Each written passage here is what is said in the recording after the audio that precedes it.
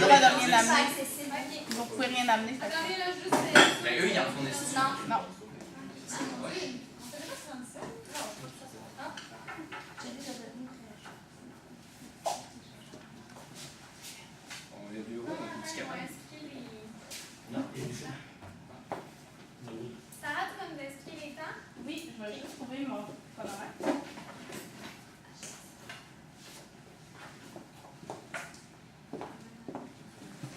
Donc, bonjour, je serai le chronométreur pour aujourd'hui. Vous disposez de 20 minutes afin de présenter votre cas au juge. J'afficherai un carton pour les 10, les 5, les 2 dernières minutes et les 30 dernières secondes de la présentation. Lors des 10 dernières secondes du discours, j'indique à l'aide de mes deux mains le nombre de secondes restantes. Une équipe n'ayant pas terminé sa présentation après 20 minutes se verra arrêtée pour une période de questions. Une période de questions d'une durée maximale de 5 minutes est allouée. Les autres, c'est 24 parce que Ouais, c'est ça, c'est ok. j'ai lu le mauvais, c'est correct. Le temps nous, c'est- protégé est 12 minutes. Ouais, 12 minutes, puis 7 minutes, je vais mettre là. Oui, c'est vrai. Nous, on a 24 minutes. Comment on va le savoir? Je vais faire un petit cri. Une tape, c'est bon. La table veut dire quoi, juste pour... 12 minutes protégées, fini. Ah, ok, c'est bon. Est-ce que la période des questions est faite? OK.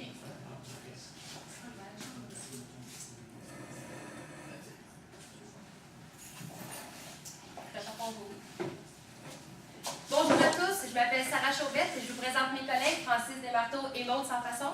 Nous sommes la firme de consultation Link International et nous sommes ici aujourd'hui dans le but de vous proposer des solutions stratégiques afin d'assurer le succès de votre expansion à l'international. Donc, le mandat que nous avions aujourd'hui était de vous proposer une stratégie d'expansion optimale tout en offrant une nouvelle gamme de produits à votre clientèle actuelle et future pour ainsi augmenter vos parts de marché à l'international. Donc, concrètement, ce qu'on va faire aujourd'hui, c'est qu'on va vous aider à développer des nouveaux produits qui vont être mieux adaptés à vos nouveaux marchés ainsi qu'à votre clientèle d'aujourd'hui et de demain. La présentation d'aujourd'hui va se dérouler en 4 volets. Donc, premièrement, une brève analyse de l'environnement. Ensuite, nous allons vous présenter les différentes stratégies d'expansion qu'on a préparées pour vous aujourd'hui.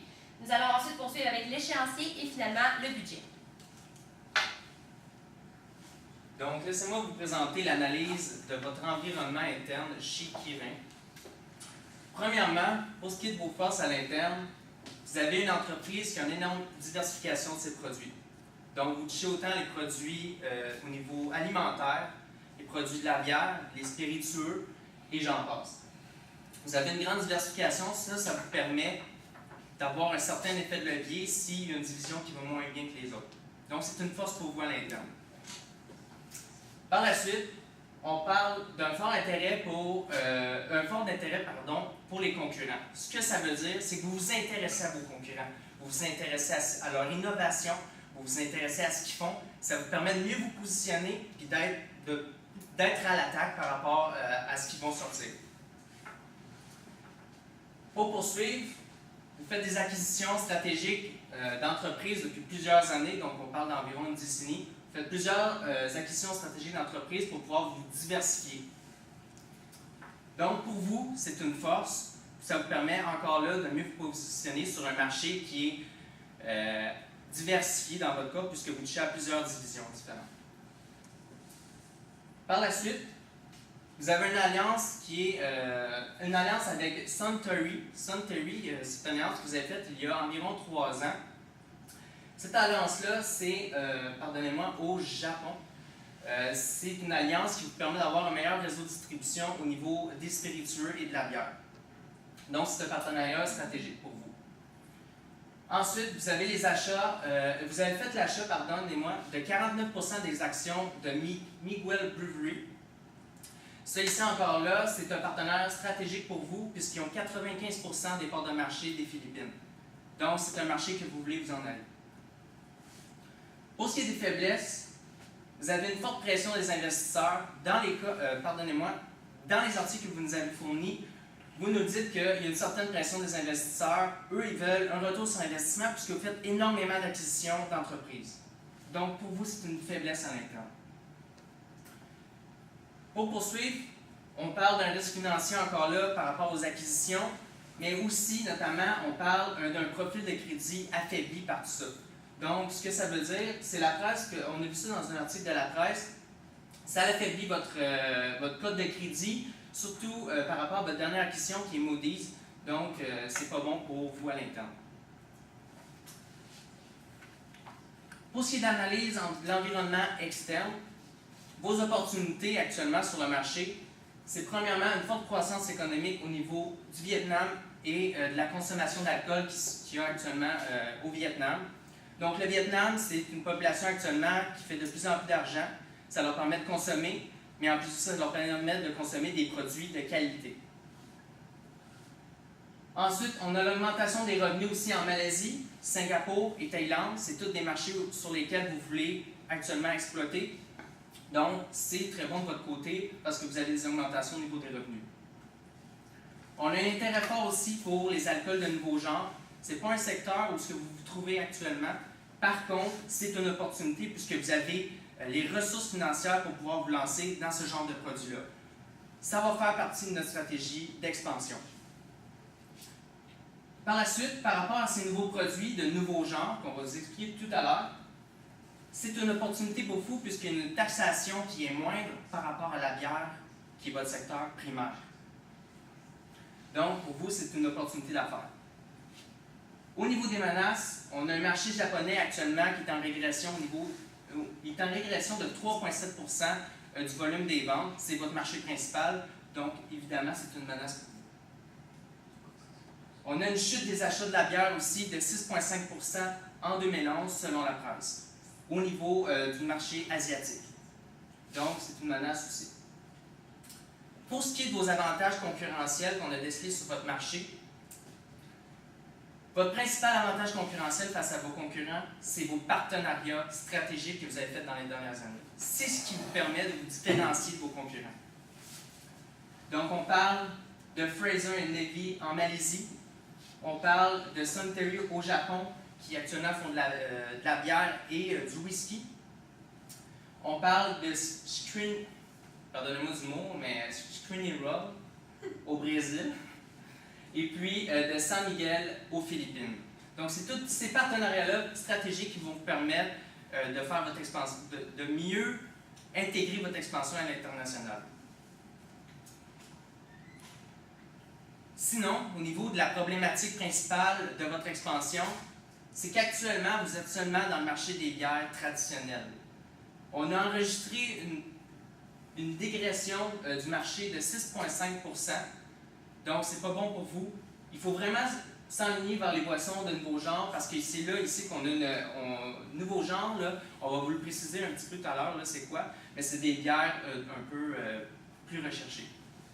Donc, on parle des boissons de nouveau genre, une augmentation de 13,8%. Donc, c'est là l'opportunité d'affaires. C'est là qu'il faut s'en aller. La problématique, c'est qu'actuellement, vous êtes sur un marché qui est un peu saturé. Les personnes veulent des nouveaux produits.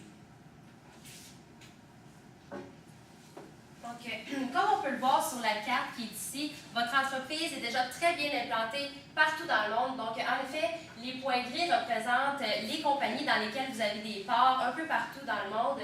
Et vous êtes également très diversifié. Comme on l'a dit précédemment, vous œuvrez dans une très grande variété de secteurs allant de la bière jusqu'au domaine pharmaceutique. Mais aujourd'hui, on va vraiment se concentrer uniquement sur la bière et sur 4 marchés plus précisément. Donc, comme on a pu voir dans votre rapport annuel 2013, vous avez vraiment des objectifs très précis en ce qui concerne le développement de votre entreprise à long terme. Donc, comme on peut voir ici, c'est une figure qu'on a retrouvée dans votre rapport annuel où vous nous dites que d'ici 2021, vous voulez vraiment développer les marchés au niveau du Japon, du Brésil, de l'Asie, du Sud-Est, ainsi qu'au niveau de l'Océanie. Donc, c'est vraiment dans cette optique-là qu'on a développé nos stratégies d'expansion aujourd'hui et c'est vraiment sur ça qu'on va se concentrer dans nos stratégies. Donc, on l'a dit plus tôt, vous allez faire des partenariats clés pour réussir à expansionner vos produits. On a cru bon vous les présenter, vous les connaissez déjà, mais c'est vraiment de cette façon-là que vous allez être en mesure de diminuer vos risques financiers avec ces partenariats-là et ces alliances. Donc, en Malaisie, vous êtes avec Fraser & Navy. En Philippines, vous êtes avec la brasserie San Miguel. Japon, Suntory. Et le Brésil, San Cariola. Désolée pour la prononciation. De ce fait, on a considéré et on vous a dit plutôt, Francis vous a dit que le marché présentement, c'est la bière nouveau genre. Vous n'êtes pas dans le secteur principalement qui est recherché aujourd'hui.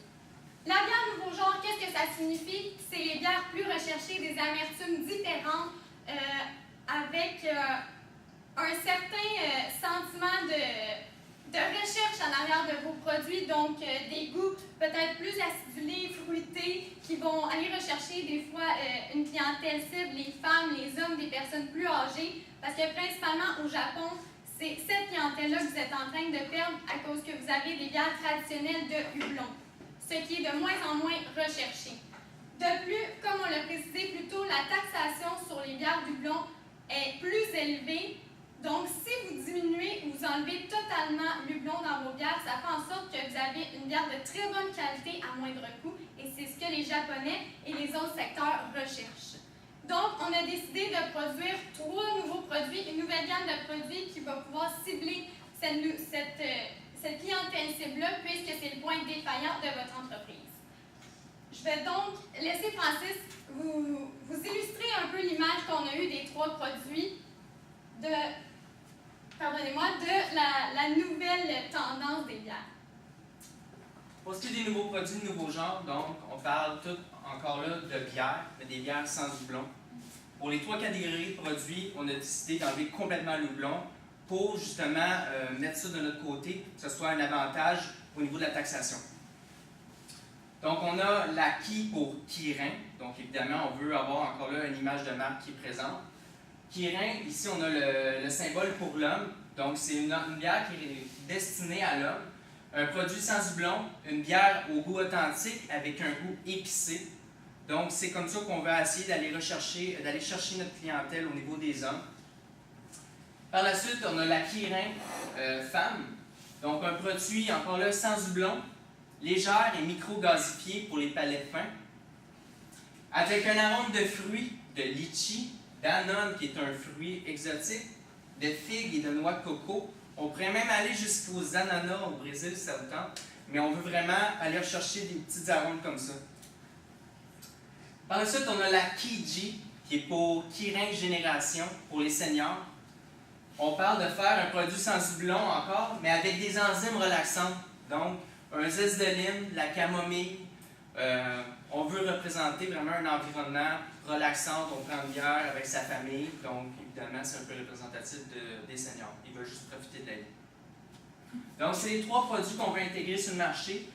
On va vraiment vous montrer comment on va les intégrer sur les marchés. Donc, je passe la parole à Maud qui va vous parler de l'expansion au niveau des marchés qu'on veut cibler. Donc, Kirin est le 2e plus grand producteur de bière au Japon. Et vous vous êtes associé avec le 3e plus gros dans la distribution de Suntory. Donc, encore là, on dit que vous avez fait un beau partenariat puisque vous aviez une certaine défaillance dans votre distribution et vous avez été chercher la personne ressource qui allait le mieux être en mesure de faire une distribution adéquate. Donc, qu'est-ce qu'on veut réellement faire, cette gamme de produits-là? Comment on va la créer? La première chose, c'est qu'on va faire une recherche en développement. Donc, on va avoir 3 équipes. Les 3 équipes, ça va être selon les 3 produits différents. Les équipes vont avoir les concepteurs de produits, l'équipe marketing, la logistique, toutes ces choses-là. On a déterminé 20 personnes par équipe, ce qui fait 60 personnes qui vont être en mesure de vous sortir cette nouvelle gamme de produits-là. Par la suite, quand vous allez être satisfait de votre gamme de produits, on va faire une prospection et on va aller sur le terrain pour tenter le pouls au Japon si les saveurs sont avant-gardistes et si ça plaît à votre clientèle.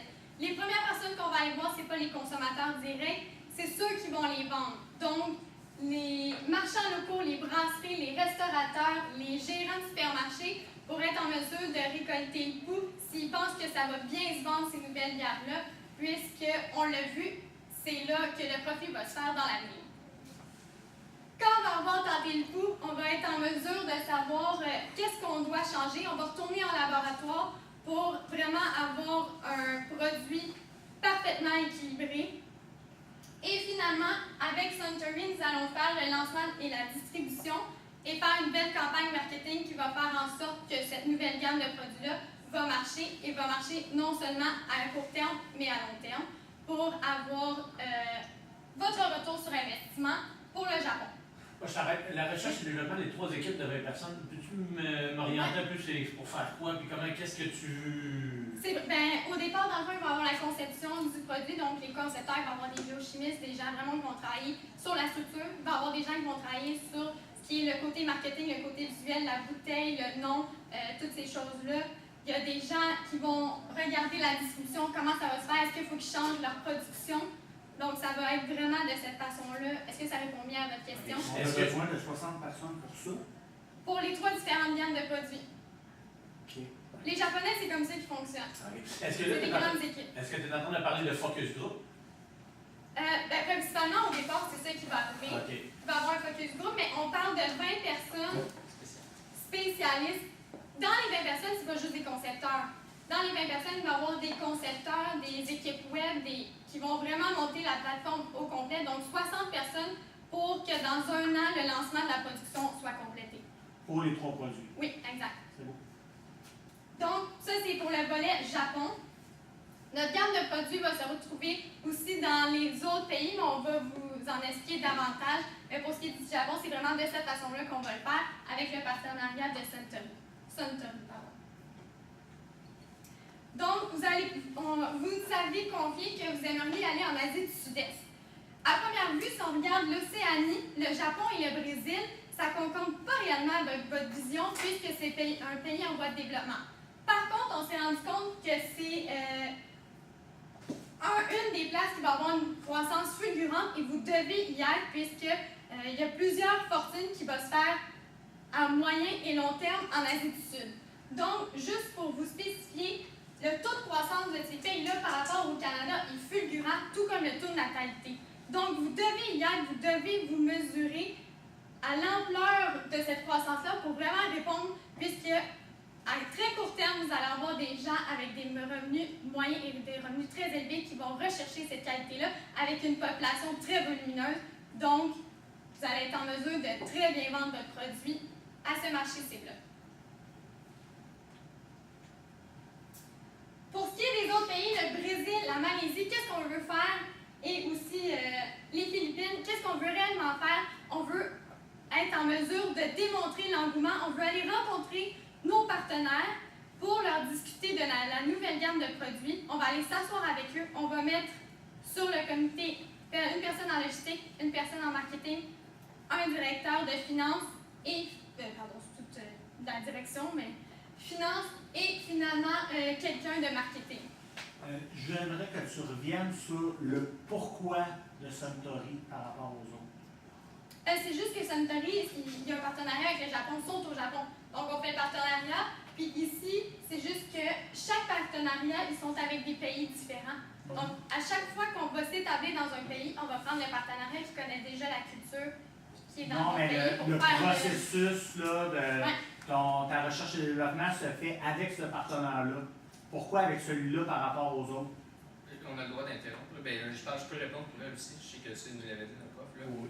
Okay. Non, mais la question va toujours à elle. Mais moi, comment je peux répondre à ça? C'est que Suntory, actuellement, c'est un partenaire stratégique de distribution. Il y a une alliance qui est faite avec eux exprès pour ça. C'est pour ça qu'on a choisi Suntory, tout simplement. Okay. Pour la distribution. C'est une entreprise japonaise. Vous avez commencé vos activités au Japon. C'est vraiment une entreprise qui naît de là. Les autres pays, c'est vraiment, ça s'est développé plus tard, mais le noyau d'entreprise est vraiment au Japon. Donc c'est pour ça qu'on a continué dans cette lignée-là. Okay. C'est le fait que aussi au Japon, vous prenez beaucoup plus les règles du projet parce que vous connaissez la culture en place, parce que vous avez commencé là-bas. Tandis que les autres pays, vous allez être en mesure de leur montrer leur engouement, mais vous allez un peu donner le flambeau au partenariat, si je peux m'exprimer ainsi, puisque c'est eux qui connaissent la culture et si votre produit va réellement marcher dans leur marché cible.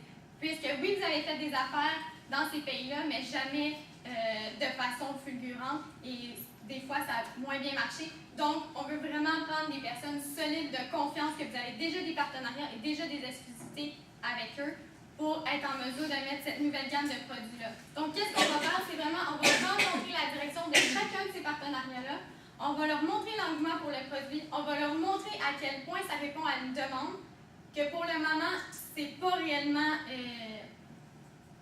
pour l'instant, c'est une clientèle cible qui n'est pas réellement répondue pour le moment.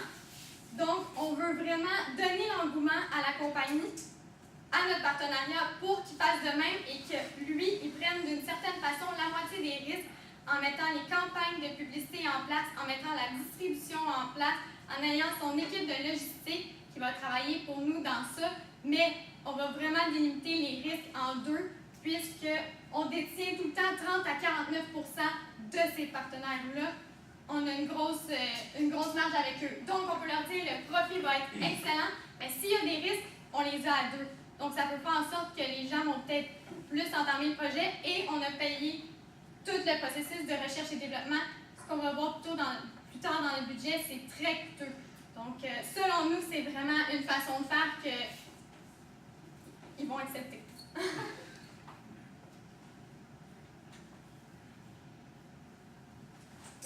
Donc, au niveau du budget, pour la recherche et développement, on a budgété un montant de 3 millions de dollars. Et cela, ça comprend principalement le salaire des 3 équipes de 20 personnes qui vont œuvrer au développement du nouveau produit. Donc, on l'a dit précédemment, on avait des chercheurs, des gens qui sont spécialisés dans la mise en marché, on a des gens au marketing, etc., etc. Donc, le 3 millions, comment on en est venu à ce chiffre-là? C'est que le salaire moyen des Japonais est de 47 900, on l'a converti en dollars canadiens. Donc, par la suite, au niveau des équipes de vente, on avait dit qu'on avait 10 personnes qui allaient se promener pour faire la prospection des nouveaux clients au niveau principalement des brasseries, des supermarchés, etc. Donc, sur le même principe, on est allé avec le salaire moyen des Japonais. Fois 10 personnes, ça donne environ 500 000 plus précisément 479 000 Au niveau des frais de représentation au Brésil, des frais de représentation et de développement au Brésil, en Australie et en Asie du Sud, on a budgété 2 millions pour chaque place. Ce chiffre-là comprend toutes les dépenses qui vont être engendrées pour faire les études de marché, la mise en marché, aller développer, aller se rendre sur place dans les pays, parler avec nos partenaires pour vraiment en venir à un consensus. Et tout ça pour un total de 9 500 000 qui représente, ça c'est en passant, un très faible pourcentage de votre chiffre d'affaires de 16 milliards de dollars.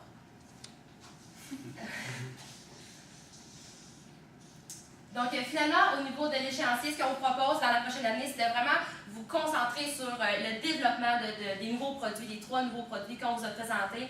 Dans la prochaine année, ça va vraiment ça être l'objectif, parce qu'on voudrait que d'ici 2 ans, les produits soient vraiment prêts à être mis en marché. Et c'est d'ailleurs la deuxième étape de notre échéancier. On va faire la prospection et la mise en marché au Japon, comme on l'a expliqué précédemment, et finalement, on va faire à plus long terme, donc d'ici 3 ans, la prospection et la mise en marché de ces produits-là au niveau du Brésil, de l'Asie du Sud et de l'Océanie. Est-ce qu'on a des compétiteurs qui offrent le même genre de produits, des produits dérivés dans les marchés qu'on parle là, présentement? Pour l'instant, je dirais que c'est plutôt des petits joueurs, c'est des micro-brasseries, des gens qui sont beaucoup de plus petite taille, qu'on va retrouver en Asie. Qui offrent des produits sans houblon, dans le même titre qu'on parlait tout à l'heure, exactement le compétiteur. Okay. Pas réellement un compétiteur direct. OK. Donc, présentement, est-ce que ça est envisagé peut-être de commencer à faire justement la mise en marché, peut-être un peu plus rapidement, justement pour créer un engouement dans un nouveau produit complètement que la population présentement de notre marché cible, c'est même pas qui existe. Est-ce qu'on veut commencer à créer un engouement pour arriver qu'au moment de la commercialisation, on soit capable tout de suite d'avoir des ventes tout de suite? Est-ce que ça a été envisagé un peu de mixer, de rapprocher nos... Oui, on est vraiment ouvert à l'idée. De plus, on va miser, pendant qu'on va faire le développement et la recherche du produit, on va déjà miser à faire des campagnes publicitaires sur le produit qui va être mis en marché pour que les gens commencent à se poser des questions, se demandent c'est quoi ça, on aimerait ça savoir où qu'on peut se le procurer, à quel prix, ces choses-là. Donc, avant même qu'ils soient sur le marché, on va faire des belles campagnes publicitaires, des vidéos shop, quelque chose qui parle. Puis dans le budget, La Dans le publicité. budget, cette publicité-là, Ben, C'est au niveau de la mise en marché, Ah, là, ok. c'est inclus dans la mise en Oui, marché. exactement. Pour chaque pays, vous avez vu 2 millions de frais. Parfait. Ça faisait partie Ouais, du budget. c'est la mise en marché dans les pays. Il ne faut pas oublier aussi que les produits nouveaux genres sont déjà connus, puisqu'il y a une augmentation de 13,8 %. Ouais, il y a un Donc engouement, évidemment, l'engouement est là, sauf qu'on parle peut-être plus de faire l'engouement au niveau de nos produits. Donc, mais les produits nouveaux genres sont connus déjà. Moi, je suis intéressé à en entendre un petit peu plus parler sur la stratégie publicitaire et marketing de cette nouvelle. OK, ça va vraiment dépendre des différents pays. Qu'est-ce qu'on veut faire? Par exemple, on va essayer de prendre le sport national du pays, par exemple, pour faire la campagne publicitaire télévisuelle. Donc, par exemple, le Brésil, on sait que c'est le soccer, le football.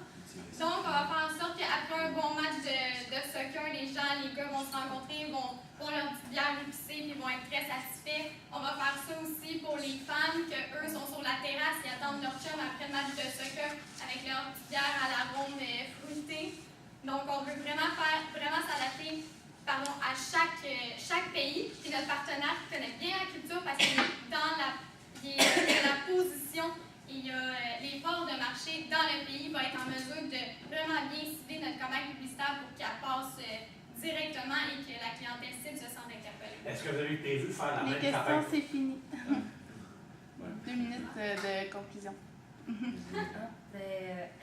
On avait pratiquement terminé. Donc, tout ça pour dire C'est que. pas fini, tu continues. Hein? C'est pas fini, tu continues. Il reste Donc, 2 c'est la minutes. question, c'est moi qui ai coupé, c'est pas toi. Ah, ben non, mais c'est vrai, on avait réellement 2 minutes. fini. Juste dire qu'en somme toute, on croit vraiment que vous avez vraiment des bons produits sur le marché et vous avez également vraiment des bonnes opportunités et on est sûr que vous allez savoir les exploiter à moyen et à long terme. Donc, voilà. Si vous avez d'autres questions, Effectivement. Oui. J'ai une première question, moi, concernant. Est-ce que. Comment les pays ont été ciblés? C'est en fonction des partenariats qu'on a tout simplement dans ces Non, pays-là. c'est selon leur rapport annuel, on vous a démontré. C'est eux, leur vision d'affaires, ce sont en 2020. Donc, vous parlez de la note. Ouais. Notre vision Oui, d'affaires. je m'excuse. Votre vision d'affaires. On a regardé dans votre rapport annuel. On a vraiment déterminé, selon vous, vos attentes en 2020, où vous voulez vous retrouver.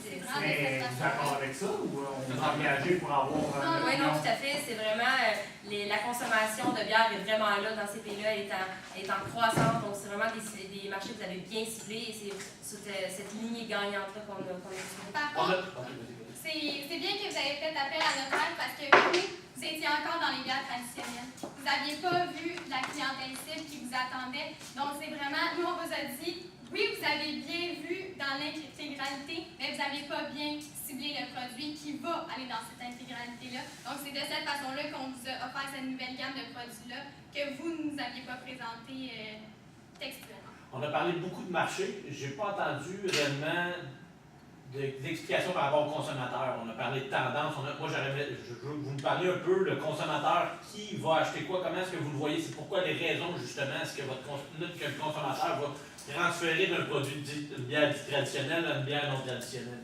Et bien, en fait, qu'est-ce qui se passe en ce moment au Japon, c'est que le marché commence à être de plus en plus saturé parce que la population est vieillissante. Puis il y a vraiment l'engouement pour les bières traditionnelles diminue. Puis on peut vraiment le voir.